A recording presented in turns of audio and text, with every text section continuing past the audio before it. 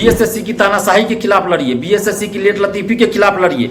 और आप लोग देखिए कि जब तक ये प्रथम इंटर स्तरीय बहाली पूरा नहीं होगा तो सीजीएल 3 यानी सचिवालय सहायक और द्वितीय इंटर स्तरीय बहाली भी नहीं आएगी। इस बहाली को जल्दी पूरा करवाना हम लोग का मकसद है कि कम से कम 8 साल से आप लोग जो तपस्या कर रहे हैं तो तपस्या जो है पूरा होना चाहिए। अब वनवास खत्म होना चाहिए 8 साल का। आप लोग को जल्द नौकरी मिलनी चाहिए। अब इस बीच में फिर कोई बिना मतलब का केस मत कर दीजिएगा, यही आप लोगों से आग्रह कर रहे हैं हम। अगर सही मुद्दा हो आपके साथ, अगर गलत हो रहा है, अन्याय हो रहा है तो आप केस कीजिए। नमस्कार दोस्तों, मैं दिलीप कुमार। दोस्तों, बीएसएससी प्रथम इंटर स्तरीय बहाली 8 साल बाद भी अभी तक पूरी नहीं हुई है और बार बार आंदोलन करने के बाद काउंसलिंग हुई थी और हम लोग को पूरी उम्मीद थी कि जनवरी अंत तक ये बहाली संपन्न हो जाएगी, सभी को ज्वाइन भी करवा लिया जाएगा। लेकिन बीएसएससी ने एक चाल चल दी थी दिसंबर महीने में कि काउंसलिंग में उन्होंने एनसीएल और जाति प्रमाण पत्र के मुद्दे को लेकर, तो हम लोगों ने आंदोलन भी किया था कि जाति प्रमाण पत्र और एनसीएल नया और पुराना दोनों मान्य होना चाहिए, जो कि तर्क संगत था और विज्ञापन के अनुकूल था। तो हम लोगों ने यही मांग किया था कि विज्ञापन के अनुसार आप काउंसलिंग करवाइए, लेकिन बीएसएससी ने बात नहीं मानी और कुछ लोग उसके बाद कोर्ट चले गए कि नया एनसीएल और पुराना एनसीएल दोनों मान्य हो, जाति प्रमाण पत्र भी नया और पुराना दोनों मान्य हो। तो बीएसएससी ने तो पहले ये चाल चली कि जाति के आधार पे और एनसीएल के आधार पे छात्रों में जो है फूट डाल देने का काम किया कि जनरल कैटेगरी वाले अलग हो जाए, एससी एसटी ओबीसी अलग हो जाए। उसके बाद क्या किया, जब देखा कि एससी एसटी ओबीसी भी एकजुट होकर लड़ रहे हैं और जनरल के स्टूडेंट्स भी सपोर्ट कर रहे हैं, ये लोग डिवाइड नहीं हुए अभी तक, फिर उन्होंने क्या किया, जब मामला कोर्ट में गया, कुछ लोग कोर्ट गए कि नया एनसीएल भी मान्य होना चाहिए और जाति प्रमाण पत्र भी मान्य होना चाहिए। तो बीएसएससी ने फिर क्या चाल चली कि जाति प्रमाण पत्र नया और पुराना दोनों को मान्य कर दिया, लेकिन एनसीएल को नया वाला को मान्य नहीं किया। तो यहाँ पे भी उन्होंने फूट डालो और धांधली करो, लेट लतीफी करो की नीति अपनाई कि जाति प्रमाण पत्र नया और पुराना दोनों को मान्य कर दिया ताकि एससी एसटी अलग हो जाए, ओबीसी में भी जिनके पास पुराना वाला एनसीएल है वो अलग ग्रुप में हो जाए और नया वाला अलग ग्रुप में हो जाए। इनकी मंशा यही थी कि छात्र जो है आपस में लड़े और उसका जो है हम लोग फायदा उठाए, नाजायज फायदा उठाए और बहाली को लेट लतीफी करें। और यही उन्होंने प्लानिंग भी किया था।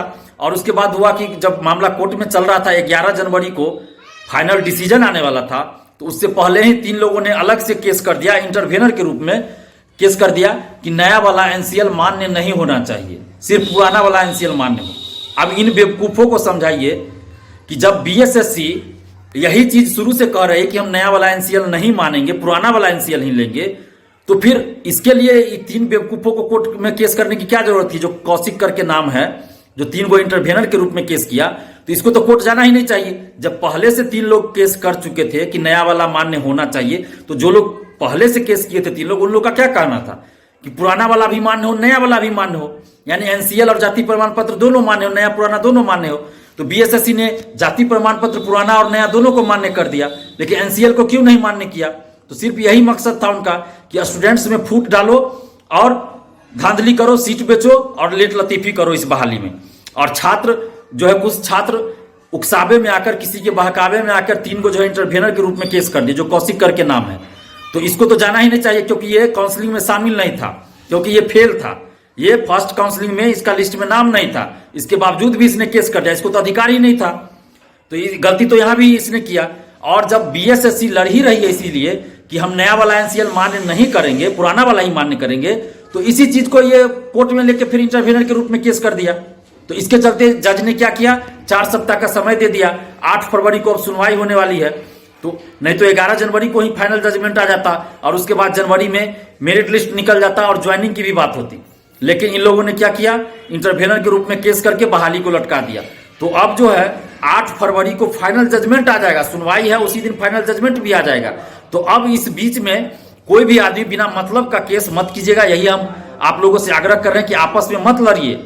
लड़ना है तो बीएसएससी की तानाशाही के खिलाफ लड़िए, बीएसएससी की लेट लतीफी के खिलाफ लड़िए। और आप लोग देखिए कि जब तक ये प्रथम इंटर स्तरीय बहाली पूरा नहीं होगा तो सीजीएल 3 यानी सचिवालय सहायक और द्वितीय इंटर स्तरीय बहाली भी नहीं आएगी। तो इसलिए इस बहाली को जल्दी पूरा करवाना हम लोग का मकसद है कि कम से कम 8 साल से आप लोग जो तपस्या कर रहे हैं तो तपस्या जो है पूरा होना चाहिए। अब वनवास खत्म होना चाहिए 8 साल का। आप लोग को जल्द नौकरी मिलनी चाहिए। ये नौकरी आपको 2016 तक मिल जानी चाहिए और 2022 आ गया, जनवरी समाप्त होने वाला है। अब इस बीच में फिर कोई बिना मतलब का केस मत कर दीजिएगा, यही आप लोगों से आग्रह कर रहे हैं हम। अगर सही मुद्दा हो आपके साथ, अगर गलत हो रहा है, अन्याय हो रहा है, तो आप केस कीजिए, कोर्ट जाइए, उसमें कोई ये हम रोक नहीं रहे हैं आपको। लेकिन जब इस मुद्दे पे पहले से केस था, कोर्ट में चल ही रहा था, फिर आपको अलग से केस करने की, इंटरव्यूनर के रूप में केस करने की क्या जरूरत थी? आपके पास इतना पैसा कहां से आ गया? बेवजह आप केस कर दिए। जब बीएसएससी उसी के लिए लड़ रही है तो फिर आप उसी चीज को आप अलग से इंटरव्यूनर के रूप में केस कर दिए। इतना पैसा आप लोग के पास कहां से आ गया? तो ये सब मत कीजिए। हम जान रहे हैं कि ये 3 को जो इंटरव्यूनर के रूप में केस किया है, ये अपने मन से नहीं किया, इसको उकसाया गया है, बहकाया गया है, और शिक्षा माफियाओं के द्वारा और बीएसएससी के साजिश के तहत ये केस करवाया गया है। तो आप तमाम जो परीक्षार्थी हैं, आप लोगों से आग्रह कर रहे हैं कि किसी के बहकावे में मत आइए आप लोग, और एकजुट रहिए। और जब तक आप लोग एकजुट नहीं रहिएगा तो ये बहाली पूरी नहीं होगी, सीट खाली रह जाएगी इसमें, और आप लोग बेरोजगार रह जाइएगा। हम बार बार आप लोग को चेतावनी दे रहे हैं कि आप लोग एकजुट रहिए। दिलीप कुमार आप लोग के साथ शुरू से रहा है और हर मुसीबत में आपके साथ खड़ा रहा। ऐसा नहीं कि हम बोल रहे हैं और जब जरूरत पड़ा तो हम नहीं आए। पीटी का भी रिजल्ट नहीं आ रहा था तो हम आंदोलन किए, उसके बाद काउंसलिंग नहीं हो रहा था तो बार बार आंदोलन किए। हमें किस तरह से उठा के घसीट के थाना ले गया गया, आप लोग भी देखे थे। अगर होता तो हम भाग सकते थे वहां से, लेकिन हम भागे नहीं। तो दिलीप कुमार जो कहता है वो करता है, ये नहीं कि सिर्फ हम बोल रहे हैं। तो आप लोग के साथ हम शुरू से हैं और अभी हैं और आगे भी रहेंगे। लेकिन आप लोग भी तो हमारी बात मानिए। जो लोग उठ रहे हैं, केस कर दे रहे हैं, अरे कम से कम हमसे भी तो पूछ लेते। हम किसी का अहित तो नहीं कर रहे हैं, हम किसी के बारे में गलत नहीं सोच रहे हैं, हम इस बहाली में हमको नौकरी भी नहीं लेने हैं। तो आप ही लोगों के लिए हम लड़ रहे हैं, तो कम से कम आप लोग कोई कदम आगे उठा रहे तो हमसे पूछ भी लेते। जो लोग इंटरवेनर के रूप में केस किए, एक बार हमसे पूछ भी लेते कम से कम। उसके बाद आप कोर्ट जाते जाते, लेकिन कम से कम एक बार राय तो ले लेते, हमसे पूछ तो ले लेते। हम ऐसा तो नहीं कि किसी खास कैटेगरी के लिए लड़ रहे हैं, हम तो सबके लिए लड़ रहे हैं। काउंसलिंग जब नहीं हो रहा था तो कोई भी नहीं सामने आ रहा था। जब बीएसएससी ने नोटिस जारी किया तो कोई सामने नहीं आ रहा था, कोई बोल नहीं रहा था। तो उस समय सिर्फ अकेला दिलीप कुमार बोलने के लिए तैयार हुआ और आंदोलन के लिए तैयार हुआ। और जब दिलीप कुमार ने आंदोलन का आगाज किया तब बीएसएससी ने नोटिस दिया और काउंसलिंग हुआ। तो आप लोग इस चीज को याद रखिए कि दिलीप कुमार डरता नहीं है किसी से। जहां भी गलत होगा वहां हम विरोध करेंगे, और आप लोग के साथ हमेशा थे, आगे भी रहेंगे, और अभी भी हैं और आगे भी रहेंगे।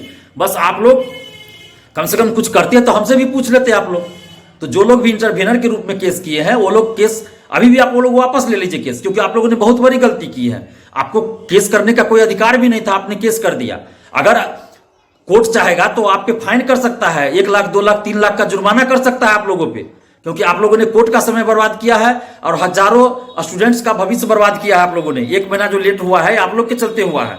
तो आप लोग अभी भी वक्त है, जो भी इंटरवेनर के रूप में केस किए, केस वापस ले लीजिए। नहीं तो ऐसा ना हो कि कोर्ट आप पे जुर्माना कर दे। और ये जो हजारों लोगों का आप लोगों ने भविष्य खतरे में डाल दिया, 1 महीना लेट कर दिया। अगर आप सोचिए कि कोरोना का जो लहर आ गया, अगर आंदोलन कर करके हम लोगों ने काउंसलिंग नहीं करवाया होता तो अभी काउंसलिंग भी नहीं होती। 2022 पूरा हो जाता, खत्म हो जाता, काउंसलिंग भी नहीं हो पाता, 2022 लास्ट तक काउंसलिंग होता। तो हम लोगों ने कैसे कैसे करके मतलब पूरा खतरा मोल लेके आंदोलन कर करके काउंसलिंग करवा दिया। हम लोग चाहते हैं कि जल्द बहाली पूरा हो, और आप लोग अब जब काउंसलिंग हो गया तो अपने मन से जिसको मन हो रहा है कोर्ट चले जा रहे हैं, केस कर दे रहे हैं बिना मतलब के। तो जो लोग भी इंटरवेनर के रूप में केस किए हैं वो लोग केस वापस ले लीजिए, अन्यथा ऐसा ना हो कि आप पे जुर्माना हो जाए। कोर्ट अगर ऐसा कर दे तो आप पे जुर्माना भी किया जा सकता है। तो आप लोग वापस ले लीजिए, क्योंकि आपने हजारों स्टूडेंट्स का जो है भविष्य को बर्बाद करने का काम किया है। और आगे से भी कोई भी आदमी बिना मतलब का सोचे समझे किसी के बहकावे में आके किसी मुद्दे पे कोर्ट मत चले जाइए। अगर आपके साथ रियली में गलत हुआ है तो आप कोर्ट जाइए, हम रोक नहीं रहे हैं। लेकिन जिस मुद्दा पे पहले से कोर्ट में केस चल रहा है उसी पे बार बार आप केस कीजिएगा तो वो गलत है। इंटरवेनर के रूप में केस करना इन लोग का गलत था, नहीं करना चाहिए था। तो इसीलिए आप लोग एकजुट रहिए। अगर आप लोग एकजुट रहिएगा तभी फिर सीट खाली रहने पर सेकेंड लिस्ट भी आएगा, नहीं तो सेकेंड लिस्ट भी बीएसएससी नहीं निकालेगी ऐसे। तो ये बात ध्यान रखिए कि आप लोग एकजुट रहिए, चाहे आप जनरल कैटेगरी के हो, SC ST हो, OBC हो, कोई कैटेगरी के हो, आप सिर्फ स्टूडेंट्स हैं। आप स्टूडेंट्स हैं, इस बात को ध्यान रखिए और एकजुट रहिए।